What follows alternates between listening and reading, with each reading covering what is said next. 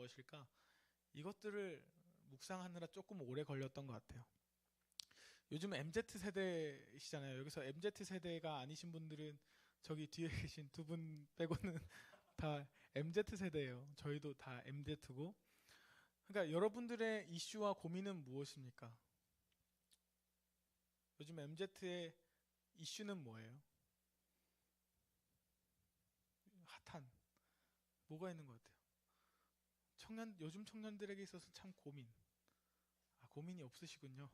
어, 여러 가지가 있는 것 같은데 예전엔 잘 볼 수 없었던 새로운 바람과 새로운 문화가 오늘날 청년들 가운데 불고 있는 것을 제가 보게 되었습니다. 그게 뭔가 하면 직장인들은 공감을 하실 텐데 퇴사 열풍이에요. 예, 요즘 MZ 세대들은 퇴사를 밥 먹듯이 하는 세대라고 이렇게 유명하죠. 그러니까 이거예요. 여러분 우리가 회사에 입사하면 예를 들어서 예진이 회사 이제 딱 들어갔을 때 친구들이나 가족들이랑 입사 파티 같은 거 했어요? 안 했어요? 아 이런. 아 그랬구나. 보통 이제 입사를 하게 되면 축하한다고 이렇게 파티를 하죠. 근데 그것보다 더 뜨거운 열기의 파티가 뭐라고 하죠? 퇴사 파티입니다. 조만간 퇴사하시는 분들 몇 분 계시죠? 축하드립니다. 어, 그런 것 같아요. 그러니까 요즘은 퇴사하는 것들이 어떻게 보면 우리 청년들 가운데 참 중요한 의미 있는 상징이 된 것 같아요. 제가 한번 이것들을 알아보려고 유튜브를 뒤적거리다가 한 다큐멘터리를 봤습니다. 요즘 것들의 사표라는 다큐멘터리인데, 네. 이게 부제가 달렸어요. 부제가 뭐냐면 13개월 만에 입사한 회사를 18개월 만에 퇴사했다 였습니다. 여러분 이게 좀 공감이 되실지 모르겠어요. 한국경영자총연합회라는 곳에서 통계 자료를 냈습니다. 100명의 신입사원이 들어갔을 때 1년 동안 몇 명이 살아남을까? 몇 명이 떠날까? 이것들을 조사를 했어요. 몇 명 정도 떠났을까요? 100명 중에 50명? 아직 그 정도는 아닌 것 같아요. 살기 좋은 세상이라서 27명이 1년 만에 못 견디고 떠났다고 합니다. 그래서 더 나아가서 3년 동안 얼마나 많은 사람들이 견디지 못하고 떠났는가 보면 현저하게 더 많이 떠났다고 하는 거예요. 그래서 그 회사에 사표를 던지고 나온 청년들에게 인터뷰를 하면서 질문을 했습니다. 어떻게 들어간 회사인데 왜 그렇게 좀 더 견뎌보지 일찍 사표를 내고 퇴사를 했습니까? 그랬더니 뭐 각자마다 하는 대답들이 다 다르죠. 근데 공통점이 한 가지 있었습니다. 그게 뭔가 하면 이 회사에서 나의 가치를 발견하지 못했다라는 거예요. 그러니까 회사를 들어가기 전만 해도 뭘 꿈꾸면서 우리는 회사를 들어가요? 우리 직장인들. 우리가 회사를 들어갈 때 나름대로의 로망을 가지고서 들어가죠. 네. 나의 장점, 나의 적성과 나의 전공을 살려서 내 꿈을 한번 멋지게 이뤄보리라 하는 그런 부푼 꿈을 가지고 우리는 입사를 한단 말이에요. 그런데 현실을 들어가 보니까 이게 아닌 거예요. 회사를 들어가 보니까 나의 의미를 살리고 나 자신을 개발하는 그런 일들이 전혀 없고 굳이 내가 아니어도 누구라도 할 수 있는 그런 의미 없는 일들만 하더라는 거죠. 또 회사 사람들이 나를 어떻게 봐요? 특별히 여기고 뭔가 가치 있는 존재로 여기는 것이 아니라 난 너에게 돈을 줬으니까 마땅히 시킨 일을 해라는 식으로 노예처럼 여기더라는 거예요. 그래서 그 청년들이 인터뷰하면서 참 많이 언급되었던 단어가 있는데 무엇인가? 의미라는 단어예요. 의미. 회사에서 내가 어떤 의미로 살아가고 있는가? 세상 속에서 나는 어떤 의미로 살고 있는가? 이게 오늘날 많은 청년들의 이슈예요. 다큐멘터리를 보면서 MZ세대가 갖고 있는 비중을 정말 크게 두고 있는 인생의 가치는 무엇일까? 그것은 자아 실현이고 바로 내 인생에서 의미를 찾는 일이더라고요. 이제는 돈 많이 주면 장땡인 게 아니라 그 수준을 넘어서 내가 살아가고 있는 삶터에서 그리고 내 직장에서 의미 있는 존재로 살아가고 싶은 거예요. 그리고 내가 마땅히 있어야 할 목적을 찾기를 원하는 거죠. 이걸 제가 깨달았어요. 그래서 거기 있는 사람들이 그 좋다는 대기업을 때려치고 나와서 그래요. 어디를 다시 취업을 했을까? 내 적성과 내 의미를 더 살릴 수 있는 대기업에 들어갔을까? 얼마나 더 많은 연봉을 주는 그런 회사로 들어갔을까? 봤더니 그렇지 않더라고요. 그 사람들이 다 어떻게 살고 있느냐? 한 명은 베스킨라빈스 알바를 하고 있어요. 그리고 한 명은 카페 사장이 되어가지고 카페를 창업을 했어요. 또 누구는 스냅 사진 작가가 돼가지고 자기의 장점과 자기가 하고 싶은 일, 자기가 추구하는 인생을 살아가면서 살더라는 거예요. 비록 대기업보다는 연봉이 적어요. 너무 적어요. 너무 적음에도 불구하고 그 인생에 대해서 만족스럽게 살아가더라. 그러니까 예전과는 이게 가치관이 많이 바뀐 거예요. 돈 많이 주면 좋은 세상이 아니라 이제는 내가 살고 원하는 인생을 살 수 있게끔 만들어주는 환경이 있는가, 이게 더 중요하더라는 거죠. 제가 이 사실을 좀 보면서 한 가지 깨달았던 것이 있습니다. 그게 뭐냐? 우리 사람에게는 누구나 인생의 의미가 필요해요. 내가 왜 살고 있지? 정말로 내가 살아가는 이 인생이 행복한 인생인가? 요거를 발견할 때 무엇을 느끼느냐? 인생의 보람이라는 게 있어요. 예를 들어 볼까요? 선생님에게 가장 보람 있는 건 언제예요? 내가 선생님으로서 학생들에게 참 의미 있는 일을 하고 있다라고 느낄 때 보람을 느끼죠. 전도사의 보람은 무엇일까요? 예수를 믿지 않던 사람들이 나로 인해서 주님께로 돌아오는 일들을 볼 때 저는 보람을 느껴요. 그런 것처럼 우리는 내 인생에 있어서 내가 의미 있는 존재가 되어가고 있구나라는 걸 느낄 때 보람을 느끼는 거예요. 근데 이게 왜 이렇게 중요하냐? 보람이 있어야 우리가 살아가면서 새로운 일들을 도전할 때 그 도전할 수 있게 하는 원동력이 생기는 거예요. 보람이 없으면 뭐든지 시도하려고 하지 않고 도전하려고 하지 않아요. 그러니까 예를 들면 반대로 이런 거예요. 돈도 많이 벌고 사회적으로 어느 지위도 딱 가졌고 그리고 사람들에게 명성과 명예를 얻었다고 할지라도 내가 살아가고 있는 이 일상에서 나만의 의미를 찾지 못한다. 내가 여기서 어떤 사람으로서 살아가고 있는지 모르겠다라고 느껴지면 그 사람의 인생은 보람이 없는 거예요. 자, 여기 왜 이런 얘기를 하는가 하면 우리 신앙생활도 동일한 원리로 돌아가요. 자, 들어보세요. 예수를 인격적으로 경험했어요. 매주마다 나와서 예배를 드리는데 예배 때 또 은혜도 있어요. 말씀을 듣는데 이 말씀이 매번 내 마음을 찌른단 말이에요. 그리고 울면서 막 회개도 하고 나름대로 결단도 하고 그리고 집으로 돌아가죠. 그런데 그리스도인의 의미가 이런 것들에 있지 않다라는 거예요. 이해가 되십니까?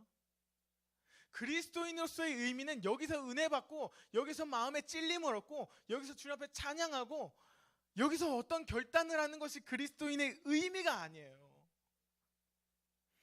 자, 한번 질문을 드릴게요.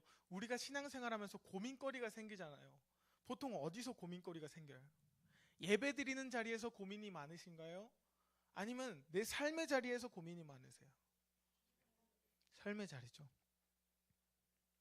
대부분 우리 신앙생활은 예배가 아니라 예배 있기보다 내 삶에서 참 고민거리가 많아요. 우리는 잘 보면 은혜 받는 자리, 예배의 자리는요, 우리가 알아요. 어떤 마음으로 예배에 임해야 되고 어떤 태도를 가져야 되는지 이미 너무 잘 알기 때문에 그런 일들에 대해서는 잘 고민스럽지가 않아요.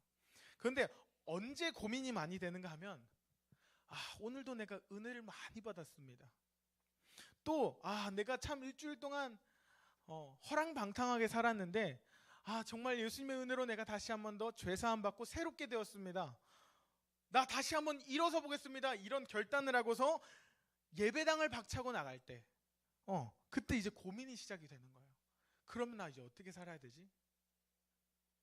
오늘 전도사님 그렇게 울며 불며 나한테 이야기를 했는데 뭐라고 얘기하긴 했는데 그래, 내가 분명히 은혜는 받았는데 그럼 내 삶에서 어떻게 살아야 되는 거야? 이런 고민이 시작이 되는 거예요. 여러분들은 모르겠지만 말씀을 듣고 나서 이제 내 삶과의 그 간격, 이것들을 어떻게든 좁혀보려고 우리는 고민하고 고민을 하는데 이게 잘 해결이 안 되는 거예요. 그래서 우리는 고민하기를 멈춰버립니다. 그래서 나타나는 현상, 우리의 신앙이 자라지가 않아요. 어느 수준으로 자라다 보면 딱 부딪히는 구간이 뭐냐면 우리는 죄를 지었느냐 안 지었느냐 요것에 몰두하는 신앙에 딱 막혀버리는 거예요. 그러니까 더 나아가야 되거든요. 내가 은혜를 받았고 말씀이 내 안에 들어왔고 그러면 우리는 그 다음 단계로 내 삶의 자리로 나아가야 되는데 이걸 어떻게 해야 될지 모르니까 우리는 그저 생각하기 싫으니까 생각하지 않고 그저 이번 한 주 죄를 지었느냐 안 지었느냐 이것 때문에 아주 골머리를 싸매는 거예요. 그러면서 다시 죄를 짓고 죄책감에 막 시달려하면서 그리고 주님 앞에 나서 눈물 몇 방울 흘리고 회개하고 다시 마음의 짐을 덜어내고 또 나아가서 죄를 짓고 그러니까 이러한 것들이 계속 반복되면서 우리 신앙이 안 자란다라는 거예요. 몇 년이 지나도 안 자라고 이 상태인 거예요. 그러니까 어떻게 되느냐? 신앙의 매너리즘이 빠져요. 많은 청년들이 저한테 와가지고 이젠 뭐 어떻게 해야 될지 모르겠대요. 아우 뭐 이게 전도사님 이젠 전도사님 하신 말씀이 뭔지는 알겠는데 내 삶에 이게 변화가 안 된다라는 거예요.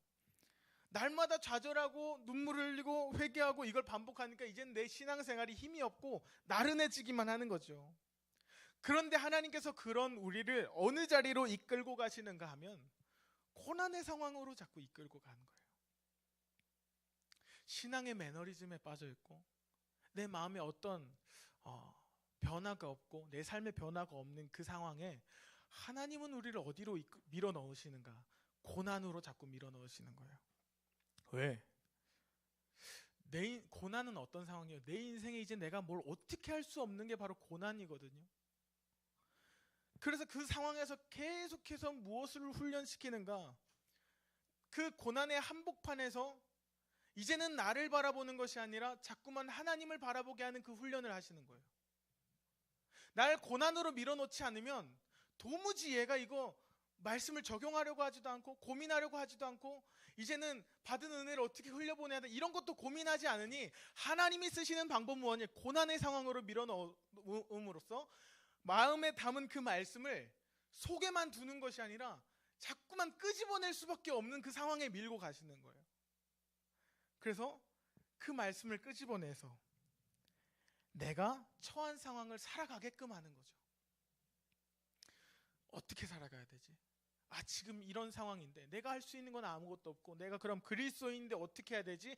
결정하고 선택을 해야 되는데 그때마다 하나님께서 우리 안에 해주시는 참 선한 일은 그리스도인으로서 올바른 선택을 할 수 있게 우리에게 지혜를 주시는 거예요. 그리스도인으로서 이젠 의미 있는 삶을 살아갈 수 있도록 우리 안에 말씀으로 계속 깨닫게 하시는 거예요. 그래서 고난은 우리에게 유익이 되는 겁니다. 시편에서 다윗이 뭐라고 고백합니까? 고난당한 것이 내게 유익이라 이로 말미암아 내가 주의 율례들을 배우게 되었나이다. 고난당한 것이 유익이래요. 그 이유가 무엇입니까? 하나님의 말씀을 적용하는 건 이렇게 하는 것이구나. 하나님의 내 안에 있는 십자가를 사용한다라는 건 이런 의미였구나. 내가 이런 상황에서 낙심하지 않고 절망하지 않을 수 있는 방법이 이런 것이었구나를 배울 수 있는 장소가 바로 고난의 상황이기 때문이에요. 하나님은요 우리가 계속해서 뭐 하길 원하시냐면 배우길 원해요. 그 자리에서 머물길 원하시는 게 아니라 계속해서 우리가 배워나가길 원하시거든요. 자, 마태복음에 보면 이런 말씀이 있죠. 나는 마음이 온유하고 겸손하니 나의 멍에를 메고 내게 배우라. 그리하면 너희 마음이 쉼을 얻으리니. 무엇을 배우기 원하세요? 나는 마음이 온유하고 겸손하니 나의 멍에를 메고 내게 배우라고 말씀하시는데 우리가 무엇을 배우길 원하시는가? 그것은 그리스도인이 세상 가운데서 살아가는 법을 좀 배우길 원하시는 거예요. 그리스도인으로서 이제는 나 죄 안 짓고 살아가고 죄 씻어내고 이런 죄의 굴레에서 빠져나오지 못하는 그런 수준이 아니라 그리스도인으로서 어떻게 책임 있는 삶을 살아갈 수 있을까? 이것들을 좀 배워나가기를 원한다라는 거예요.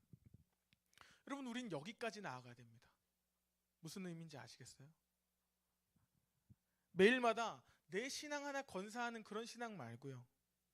더 나아가 우리는 그리스도인이라는 정체성을 가지고 세상 안에서 어떻게 살아갈 것인가 이걸 좀 고민하면서 살아가요. 특별히 청년의 수준이 됐다라면은. 우리 절대 1시간 기도 훈련을 쭉 진행하고 있거든요. 지난주에 미션을 드렸어요. 우리 이번 한 주간 동안은 무슨 기도에 집중을 하자? 회개 기도에 집중을 하자 그랬어요. 한번 질문을 드릴게요. 여러분의 회개 기도를 통해서 회개의 열매들이 맺히고 있습니까? 어떤 회개의 열매들이 맺히고 있어요? 그럼 우리가 회개 기도를 드리면 회개에 합당한 열매가 우리 삶에 나타나야 돼요. 회개 기도를 드릴 때 그래 역시 회개 기도하니까 내 죄가 씻어졌다라는 그 후련함만 가지고 우리는 자리에 일어선단 말이에요. 근데 우리는 거기서 끝나는 게 아니라 더 나아가야 돼요. 회개 기도는 그게 후련하다 이게 끝이 아니라 그것을 경험하고 나서 더 깊은 단계로 나아가야 되는데 그게 무엇이냐? 내 죄가 씻어졌음을 깨달은 다음에 이제는 하나님이 나에게 어떻게 살아라 라고 하시는 그 음성을 들어야 돼요. 내가 죄에서 자유해졌어 이런 카타르시스가 아니라 이걸 경험하고서도 이제는 그 뒤에 성령님께서 내 마음 가운데 그래 이제는 어떻게 살아갈 거야? 어떻게 살아갈래라는 그 음성에 따라서 우리는 그 말씀을 마음에 담고서 밖으로 나가야 되는 거예요. 그게 회개의 열매예요. 그 말씀대로 살았던 흔적이 바로 우리 회개의 열매라는 거예요. 저도 그런 일들이 있었어요. 이번 주에 회개 기도를 하면서 어떤 열매들이 있었냐면 진짜 속으로 자꾸만 화가 나는 거예요. 서운한 마음들이 올라오는 거예요. 제가 예민하니까 그 대상은 여러 명이겠지만 자꾸 막 서운한 거예요. 그래서 하나님 앞에 나아가서 솔직하게 다 이야기했어요. 하나님 너무 짜증이 나고 너무 서운하고 하나님 나한테 어떻게 이럴 수가 있습니까? 나름의 회개 기도를 드리면서 하나님 제 마음을 좀 온전케 고쳐주세요 라고 하는데 보통 그러면 우리 마음 가운데 드는 느낌은 뭐예요? 그래 참 수고 많았다. 내가 너의 죄를 용서하마 이런 마음이어야 되는데 제 마음 가운데 이런 마음이 드는 거예요. 참 조그맣다. 참 작구나. 아직도 그 수준이구나. 이게 무슨 말일까 생각을 해봤는데 알고 보니까 누군가에게 내가 서운한 마음이 이렇게 큰 줄 알았는데 알고 보니까 별게 아닌 거예요. 하루 중에서 아주 작은 일. 그 작은 일 때문에 하루 온종일 스트레스 받아하고 속상해하고 서운해하고 있는 내 모습을 보면서 주님께서 제게 그런 마음을 주시는 거예요. 너무 작다. 좀 더 커야겠다. 그런 마음을 주시는데 제가 어떻게 했겠어요? 계속 서운했겠어요? 아니에요. 회개에 합당한 주님의 음성을 들었을 때 그것을 가지고 주님 그러면 내가 용서하고 마음을 털쳐버리게 하시고 넉넉한 마음을 주세요 라고 했을 때 그리고 나서 사람들과 살아갈 때 예전같이 살지 않는 거예요. 또 내가 이렇게 살아야지라고 했을 때 내 의지만 남아있는 게 아니라 또 성령님께서 내 마음을 도와주세요. 그렇게 살아갈 수 있도록 도와주세요. 이게 바로 무엇이냐? 회개의 열매더라고요. 여러분 우린 이런 수준까지 계속해서 나아가야 돼요. 그래서 오늘 본문 가운데 무엇을 소개하고 있느냐 하면 우리가 누구이며 어떤 인생을 살아가야 되는지 그리스도인의 정체성을 소개하고 있습니다. 9절 다 같이 읽어볼까요? 자 시작. 그러나 너희는 택하신 족속이요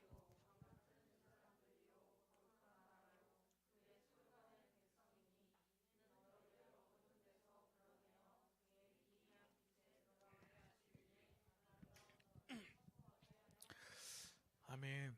우리가 익히 잘 아는 암송 말씀이죠. 우리가 여기서 은혜 받는 포인트가 어디예요? 택하신 족속, 또 왕같은 제사장, 거룩한 나라, 그의 소유가 된 백성이니 온갖 기분 좋은 말들에 우리는 은혜를 받죠. 그러니까 여기에 집중을 하는데 우리가 이 말씀의 의도를 제대로 알려면 베드로가 무슨 말로 이 말씀을 했는지를 알아야만 합니다. 여러분 이 유명한 말씀을 베드로가 했다라고 생각하는데 사실 베드로는 이거 인용한 거예요. 구약의 출애굽기에 보면 먼저 이 말씀이 기록되어 있습니다. 출애굽기 19장 4절에서 6절 함께 보실까요? 자, 함께 읽습니다. 시작. 내가 애굽 사람에게 어떻게 행하였음과 내가 어떻게 독수리 날개로 너희를 업어 내게로 인도하였음을 너희가 보았느니라.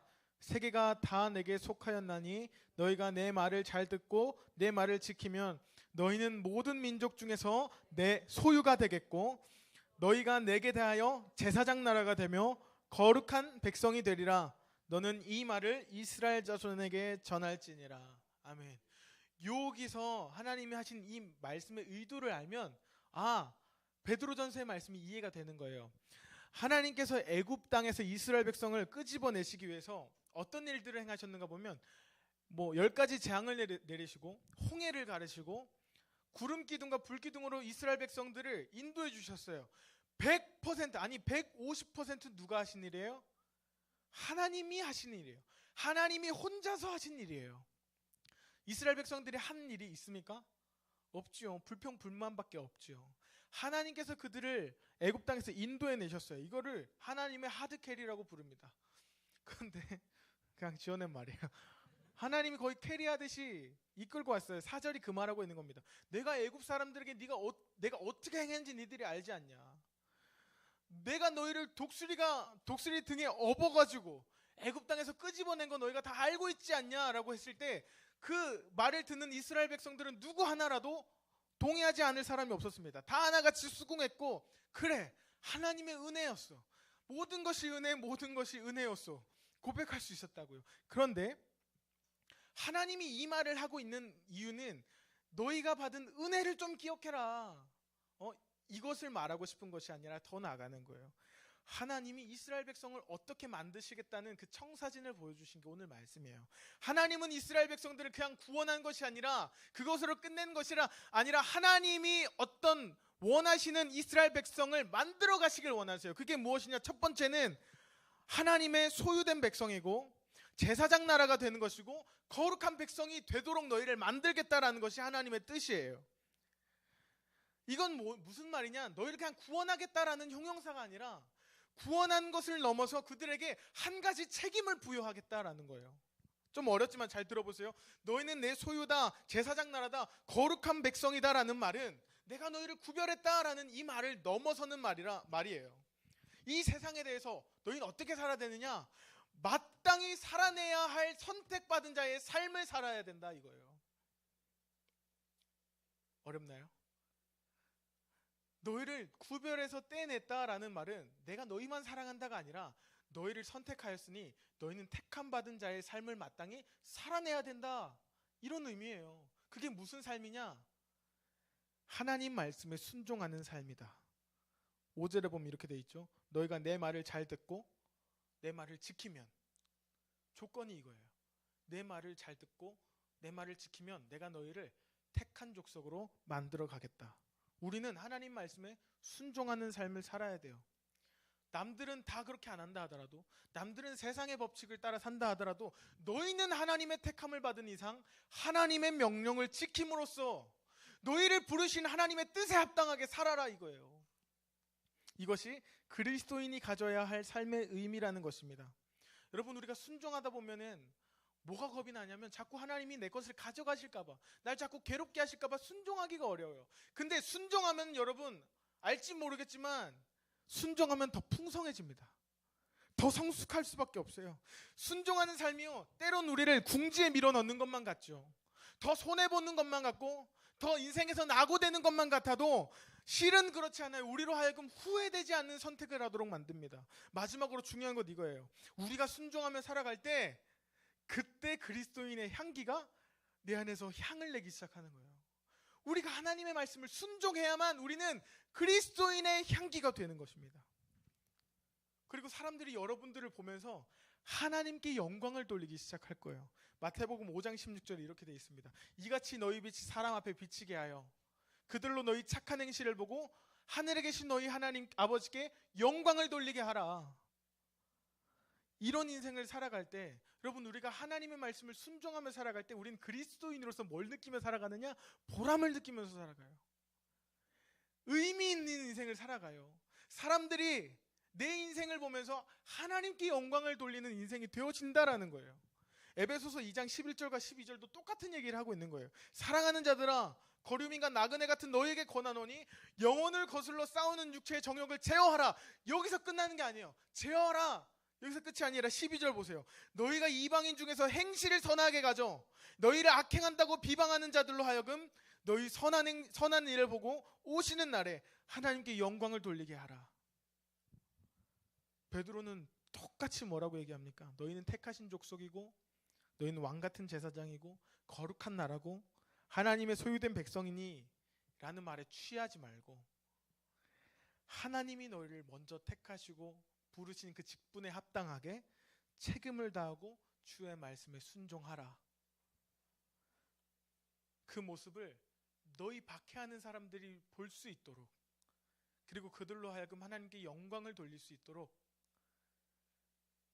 너희가 할 수 있는 것은 다른 것이 아니라 내 명령에 순종하고 나에게 영광 돌리는 인생을 살으라는 거예요. 우리는 하나님의 영광을 위해서 산다고 하면서 결국에는 내가 원하는 것들을 이루어가면서 그 정상에 올라갔을 때 이 모든 것이 하나님의 은혜입니다라는 한마디로 하나님께 영광을 돌린다고 하지만 결국엔 우리의 영광을 위해서 살아갔죠. 근데 하나님께서는 그 당신께 영광을 돌리는 방법을 이미 우리에게 말씀해 주셨어요. 그건 별게 아니에요. 그저 별건 아니지만 하나님의 말씀에 작은 것이라도 순종하면서 살아갈 때 우리는 그리스도인으로서 의미 있는 인생이 되고 보람을 느끼게 되고 사람들은 우리를 보고 하나님께 영광을 돌리게 된다라는 거예요. 자, 초대교회 성도들이 이 베드로의 당부를 들었습니다. 베드로 전서라는 편지가 그들에게 도착했을 때 목사님이든지 누구든지 가서 이 말씀을 읽었을 거예요. 자, 그럼 우리가 평소에 했던 것처럼 정말 마음이 찔린다, 은혜를 받았습니다, 결단하겠습니다, 회개하겠습니다, 그렇게 하고 후련하게 이걸 털어버리고 자기 자리로 돌아갔을까요? 그렇지 않았어요. 베드로 전서를 읽는 이 독자들은 어떻게 살았느냐? 이 말씀이 내 마음에 들어왔을 때 이것들을 속에 담아둔 것이 아니라 이것들을 끄집어내서 자기 삶으로 가져가는 거예요. 이런 인생을 살았는데, 그럼 제가 그냥 거짓말하는 게 아니라 역사 자료를 가지고 왔어요. 책을 하나 가져왔는데 로드니 스타크가 쓴 기독교의 발흥이라는 책이 있습니다. 이 사람은요 역사학자예요. 기독교 뭐 신앙적으로 쓴 게 아니라 과연 초대교회 당시에 기독교가 어떻게 부흥했는가를 신앙적인 관점이 아니라 역사적인 관점으로 분석을 한 거예요. 근데 그 책에 따르면 기독교가 어떻게 이렇게 부흥을 할 수 있었지? 그 이유를 역병이라고 이야기합니다. 전염병. 자, 잘 들어보세요. 이제 그들이 말씀을 순종해야 될 타이밍이 있다고 왔어요. 100년과 200년 두 번에 걸쳐서 큰 전염병이 유럽 온 지역에 퍼졌습니다. 흑사병이라고 하죠. 흑사병은요 코로나랑 비교 안 될 정도로 치사율 높은 거 아시죠? 우리랑 비교가 안 돼요. 치사율도 높았고 전염력도 강해서 당시 유럽 사회를 완전히 공포에 떨게 했던 전염병이 바로 흑사병이에요. 걸리면 사람이 몸이 새까매지면서 죽어가는. 그래서 백성들을 지켜주겠다는 고위 관료들이랑 왕이랑 부자들은 이미 도시를 떠나가지고 농촌으로 도망을 간 상태예요. 심지어 내 가족 중에 누가 아픈 기색이 조금 있다 그러면 내 자식이라도 버려버리던 상황이 당시에 공포스러웠던 상황이란 말입니다. 로마 제국의 30-40%의 인구가 지구상에서 없어졌어요. 모든 사람들이 문을 걸어 잠그고 밖으로 나가지 않으려 할 때 이교도인들과 당시의 제사장들은 이 원인을 찾아내보려고 했어요. 왜 우리에게 이런 재앙이 일어났을까? 이거는 저 기독교인들과 별거 아닌 사회적 약자들 때문이다. 그들에게 책임을 돌리고서 저주하고 혐오하는 것으로 그들의 책임을 회피했습니다. 다시 박해가 기독교인들에게 돌아간 거예요. 그때 베드로 전서를 읽었던 이 교인들이 기억한 겁니다. 그들의 정체성을 드러내면서 살기 시작하는 거예요. 어떻게 하느냐? 아무도 다가가려 하지 않았던 흑사병 환자에게 다가가서 그들을 돌보기 시작하는 거예요. 자기 집으로 데리고 가는 거예요. 그리고 밥을 먹이고 씻기고 사랑으로 끌어안은 겁니다. 결과는 어떻게 되었을까요? 기적적으로 역시 하나님의 백성 죽지 않아? 아니요, 그리스도인들이 너무나 많이 죽었습니다. 그러나 놀라운 일들이 벌어진 것은 무엇이냐? 그럼에도 불구하고 다른 사람들에 비해서 생존율이 월등히 높았다라는 거예요. 더 놀라운 것은 무엇이냐? 흑사병으로 죽어가는 사람들이 점점 줄어들고 흑사병이 멎더라는 거예요. 기독교인들은요 자기들을 박해하고 저주하는 그 사람들을 위해서 자신의 목숨을 버리기로 한 거예요. 그들을 품어주고 사랑하기로 한 거예요. 그리스도인으로서 의미 있게 살기로 한 거예요. 보람 있는 인생을 살기로 결정한 겁니다. 그들은 그리스도인으로서 그냥 소극적인 인생을 살았던 것이 아닙니다. 내 죄 짓는 거 하나하나 이런 것들 신경 쓰면서 산 것이 아니라 하나님이 나를 택하신 이유가 무엇일까? 하나님이 나를 어떤 인생으로 불렀을까? 이것들을 날마다 고민하면서 하나님의 뜻에 순종하기로 결정한 거예요. 그랬더니 그 사람들이 세상의 빛으로 나아가며 그리스도를 비추기 시작하는 겁니다. 그때 많은 사람들이 그들의 선한 행위를 봤어요. 그리고 나서 하나님께로 돌아오는 그 역사들이 물 쏟아지듯이 막 일어나는데 이것이 기독교의 부흥의 시작이었다라고 역사학자가 고백하는 거예요. 여러분, 오늘 설교 제목과 같이 산 그리스도인, 생명력 있는 그리스도인 어떤 사람들인가? 은혜로 시작해서 감격으로 끝나는 사람들이 아니라 은혜로 시작해서 책임 있는 삶으로 나아가는 거예요. 은혜로 시작해서 순종하는 삶으로 나아가는 거예요. 거기에 우리의 생명력이 있고 우리의 보람이 있는 겁니다. 사실 제가 안타까운 건 뭔지 아세요? 누가 죄를 지었더라, 누가 아직도 그러고 살고 있더라, 그게 안타까운 게 아니라 아직도 자기 인생을 그렇게 살아가고 있다라는 게 안타까운 거예요. 그러니까 죄를 지었느냐 안 지었느냐 이것보다도 더 안타까운 것은 그리스도인임에도 불구하고 그리스도인으로서 의미 있는 삶을 안 살아가고 있는 거예요. 분명히 은혜는 많이 받았고 분명히 말씀에 찔림이 있었다고 하는데 삶에서는 내가 뭘 하면서 살아야 될지 모르는 사람들. 여러분, 우리는 이걸 위해서 고민을 하셔야 돼요. 단번에 내가 은혜를 받았다고 해서 내 삶 가운데 이거 해야지 저거 해야지 이게 자연스럽게 되어지는 것이 아니라 우리는 끊임없이 나는 어떻게 살아야 하는가? 지금 내가 오늘 하루 가운데 나와 만나는 사람들 가운데 나는 그리스도인에서 어떻게 의미가 될 수 있을까? 이걸 고민하고 생각하면서 살아야 되는데 이건 안 하고 여기서 그냥 예배 드리는 거 정말 좋은 거예요. 은혜 받는 거 참 좋은 거예요. 이게 신앙생활인 줄 알고 여기서 벗어난 내 인생은 상관없는 인생처럼 살아가는 그것이 안타깝다라는 거예요. 누구나 죄에 넘어질 수 있고 쓰러질 수는 있지만 다시 일어나면 되면 그만이지만 여러분의 삶을 안타깝게도 그냥 의미 없는 시간들로 보내지 않기를 소망합니다. 하나님이 여러분들을 왕같은 제사장으로 불렀잖아요. 먼저 은혜를 받은 자로서 여러분을 어두운 데서 기이한 빛으로 불러낸 사람들이 여러분이잖아요. 그럼 여러분 어떻게 살아야 되느냐? 세상 가운데 빛으로 살아가야 되는 게 마땅하거든요. 어떻게 빛으로 살아가야 돼? 내가 원래 본성이 이렇게 악한데 하나님이 알려주셨잖아요. 하나님께 영광을 돌릴 수 있는 방법은 딱 하나라고. 작은 것에 순종하면 되는 거예요. 여러분이 오늘 기도할 때, 특별히 회개 기도할 때 내 죄가 씻어지는 것을 느낌과 동시에 여러분은 기다리셔야 됩니다. 무엇을 기다려야 되느냐? 하나님, 내가 어떻게 살기를 원하십니까? 내 인생 그리스도인으로서 불러주셨는데 아니 어떻게 주님을 위해서 의미 있는 인생이 될 수 있을까요? 아주 작은 거더라고요. 너 마음이 너무 작다. 그들을 안아주고 품어주고 섬기고 사랑해라. 그 일들을 했을 때 제 안에 기쁨이 얼마나 크던지요. 여러분, 이렇게 부족하지만 저와 함께 조금씩 자라나는 여러분 되셨으면 좋겠어요. 죄 짓고 안 짓고의 문제에 갇혀 계시지 마시고 여러분이 영광스러운 인생을 사셨으면 좋겠습니다. 할렐루야. 이 시간 다 함께 기도하도록 할게요.